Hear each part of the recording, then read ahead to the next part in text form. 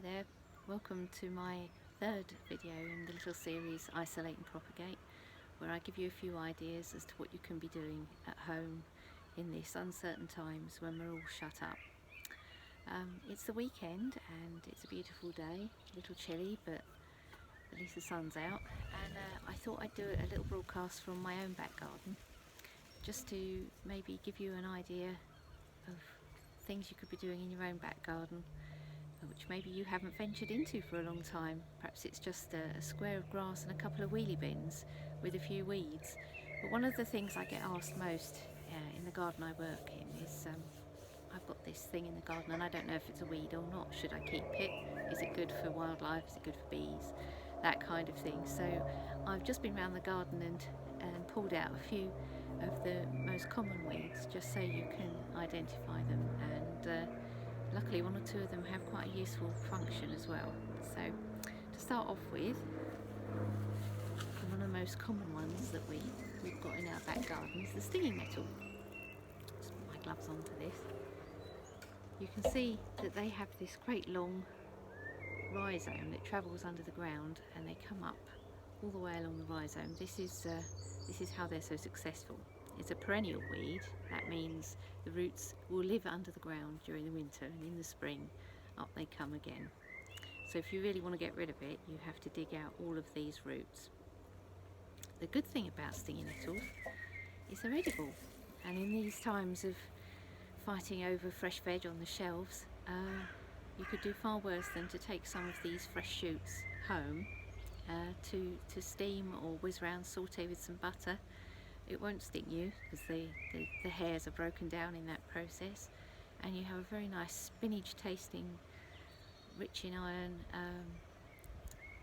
vegetable. So you don't want to be eating the stem. That's a bit tough, but snip all the leaves off, and that's one very tasty thing from your garden. The other thing that might be popping up in your garden with a woody stem, so a tree, is this. Now it has a very strong catty smell and it's called elder.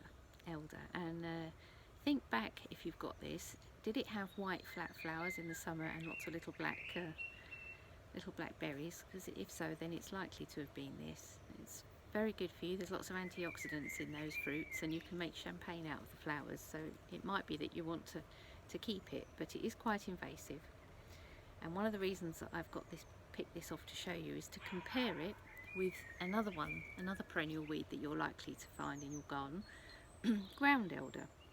Not related at all, but named because it has the similar sort of leaves, like so. Ground elder, however, with the rather glamorous Latin name of Agapodium podagraria, was a pot herb introduced by the Romans. Thanks for that, Romans. Back in the day, and spreads just like the nettle with these rhizomes underground. Very difficult to get out. You'll be digging it out forever. Don't feel defeated. It happens to all of us. But what is good is these little shoots are very tasty in salad, or once again whizzed round with butter and used as a nice green vegetable. So pop out into your garden and have a look around, see if any of these weeds leap out at you, and decide whether you want them or not. And tomorrow I'll have a think about giving you a few ideas as to how to tackle that and what you might want to put in its place afterwards. So thank you for watching, take care, stay well, and I'll speak to you tomorrow.